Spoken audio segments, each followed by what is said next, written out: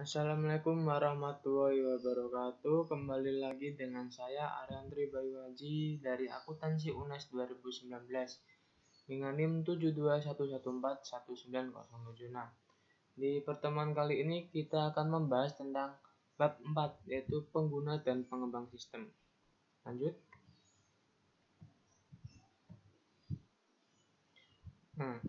Yang pertama adalah spesialis informasi. Apa itu spesialis informasi? Spesialis informasi adalah orang yang bertanggung jawab untuk memberikan kontribusi atas ketersediaan sumber daya informasi dalam perusahaan. Ada 6 spesialis informasi. Yang pertama, ada analisis sistem, ada administrator basis data, webmaster, spesialis jaringan, programmer, dan operator. Yang pertama, analisis sistem. Siapa sih itu analisis sistem? Analisis sistem adalah orang yang bertanggung jawab menemukan atau mengembangkan sistem baru dan menemukan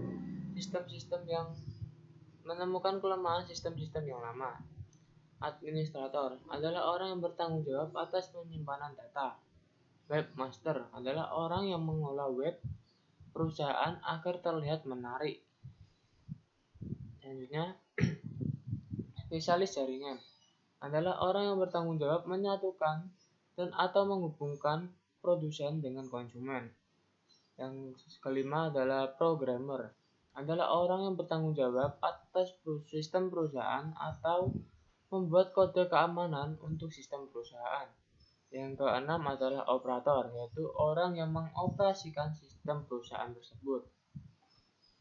Lanjut, struktur organisasi layanan informasi. Ada 3 struktur organisasi. Yang pertama sentralisasi, desentralisasi, yang ketiga yaitu campuran atau disebut desentralisasi yang sentral. Apa sih itu sentralisasi? Sentralisasi adalah semua kegiatan yang diatur dan diarahkan oleh satu orang pemimpin saja. Pusat langsung, semua diarahkan dari pusat. Terus yang kedua adalah desentralisasi, yaitu setiap departemen atau setiap manajemen memiliki hak untuk mengambil keputusan. Yang ketiga adalah campuran, yaitu setiap departemen atau manajemen memiliki hak untuk mengambil keputusan dan didiskusikan oleh seluruh departemen dan juga pimpinan organisasi agar menemukan keputusan yang terbaik. Jadi campuran ini merupakan perpaduan antara sentralisasi dan juga desentralisasi. Lanjut, struktur organisasi inovasi. Ada 3 struktur inovasi. Yang pertama, model sekutu, model platform, dan model berskala. Apa itu model sekutu? Model sekutu merupakan model yang menggunakan teknologi dan area-area bisnis untuk menghasilkan inovasi bisnis. Model platform tidak menemukan inovasi bisnis tetapi menyediakan sumber daya informasi untuk area-area bisnis agar menghasilkan inovasi bisnis. Maaf, itu tipe ya. Selanjutnya adalah model berskala, yaitu model yang memanfaatkan setiap peluang atau setiap kejadian yang ada untuk menemukan inovasi baru dengan cara memaksimalkan peluang tersebut. Komputer pengguna akhir adalah pengembang sistem informasi oleh pengguna itu sendiri. 4 penyebab komputasi pengguna akhir ini muncul. Yang pertama, dampak pendidikan komputer. Yang kedua, antrian layanan informasi. Yang ketiga, murahnya perangkat keras. Dan yang keempat, perangkat lunak siap dipakai. Di zaman yang sekarang ini, banyak sekali pendidikan formal yang sudah mengajarkan tentang pendidikan komputer atau pendidikan teknologi. Jelas, ini akan berpengaruh bagi para pengguna. Para pengguna akan memiliki modal tentang ilmu bagaimana cara untuk menghasilkan sistem menurut mereka sendiri. Sistem yang baik menurut mereka. Dan yang selanjutnya adalah murah perangkat keras. Tentu saja kita sudah ketahui bahwa komputer-komputer mikro saat ini pun sangat murah harganya daripada komputer-komputer yang terdahulu. Dan sekarang pun kita sudah bisa membuat sistem tidak melalui komputer tapi melalui handphone atau telepon seluler. Yang keempat, perangkat lunak siap dipakai. Sudah banyak orang yang membuat perangkat lunak seperti Shopee, terus perangkat lunak yang lain, dan itu sudah siap dipakai dengan fitur-fitur yang menurut saya sudah lengkap sih. Tinggal memakai saja oleh pengguna sesuai kebutuhannya. Bisa dicari di handphonenya sendiri. Pengguna sebagai suatu sumber daya informasi. Manfaat komputasi pengguna akhir atau pengguna menciptakan sistem sendiri. Yang pertama, menyamakan kemampuan dan tantangan. Seiring perkembangan zaman, para pengguna pasti memiliki kebutuhan yang sangat tinggi. Maka dari itu, mereka akan terus berpacu dengan waktu untuk menyesuaikan diri dengan perkembangan zaman tersebut. Dan juga perkembangan zaman tersebut akan mendorong kemampuan diri mereka. Mau tidak mau, mereka pasti akan maju juga kemampuannya. Yang kedua adalah mempersempit jarak komunikasi.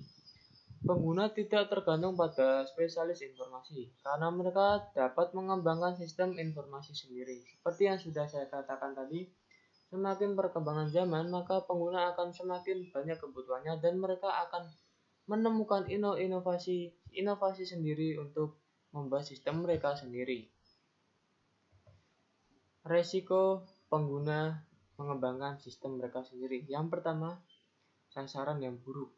Ya, memang inovasi mereka banyak. Mereka juga bisa mengembangkan sistem sendiri, tapi sistem dengan sasarannya mereka tuh belum tertuju atau belum ada tujuan yang jelas. Yang kedua, sistem yang dirancang buruk karena hanya mendapatkan pendidikan formal dan pendidikan lain yang bersifat dasar, tidak bersifat kompleks, itu akan membuat sistem yang dirancang buruk. Hilangnya integritas data, keamanan rendah. Keamanan rendah ini memang sangat sulit untuk diatasi, apalagi oleh pengguna-pengguna itu sendiri yang baru saja mempelajari sistem dan baru saja membuat sistem informasi sendiri. Jadi mereka belum memiliki pengalaman bagaimana pengamanan yang terbaik untuk membuat sistem itu. Yang kelima adalah kendali atas sistem yang rendah. Memang mereka bisa membuat sistem, tetapi belum tentu mereka bisa mengendalikan sistem mereka itu sendiri. Lanjut, kriteria pendidikan, pengetahuan, dan keahlian yang dibutuhkan untuk karir bidang layanan informasi. Yang pertama adalah pengetahuan komputer. Yang kedua, dasar-dasar bisnis. Yang kedua adalah teori sistem. Yang pertama, pengetahuan komputer itu terdiri dari pengetahuan informasi dan dasar-dasar bisnis. Yang kedua, teori sistem. Di dalam teori sistem akan mempelajari dua hal, yaitu proses pengembang sistem dan juga pembuatan model sistem. Lanjut, keahlian pengembang sistem. Yang pertama adalah keahlian komunikasi, keahlian analitis, kreativitas, dan kepemimpinan. Otomatisasi kantor adalah penerapan teknologi dalam pekerjaan kantor. Contohnya, mengirimkan atau bertukar data dengan kantor cabang hanya melalui email, berkomunikasi dengan customer dan atau sponsor dengan email, dan juga rapat dengan Zoom. Kantor maya adalah semua aktivitas kantor yang dilakukan di luar rumah masing-masing pegawai. Ada dua istilah dalam kantor maya. Yang pertama, telecommuting dan juga hoteling. Telecommuting adalah istilah untuk pegawai tertentu yang bekerja menggunakan teknologi dan tidak berkontak langsung dengan kegiatan kantor. Sedangkan hoteling adalah istilah untuk seluruh pegawai yang bekerja secara daring atau secara rumah dan memanfaatkan sumber daya teknologi perusahaan. Keuntungan kantor maya. Yang pertama, biaya fasilitas rendah atau pengeluaran sedikit.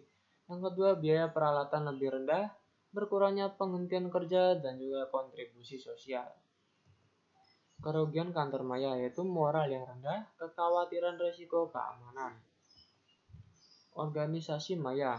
Sama seperti kantor maya, semua kegiatan organisasi maya dilakukan secara virtual. Contohnya pendidikan yang ada di Indonesia sudah melakukan sistem daring pada saat ini. Sekian presentasi dari saya, semoga bermanfaat. Apabila banyak tulisan dan banyak kata yang salah, mohon maaf. Wassalamualaikum warahmatullahi wabarakatuh.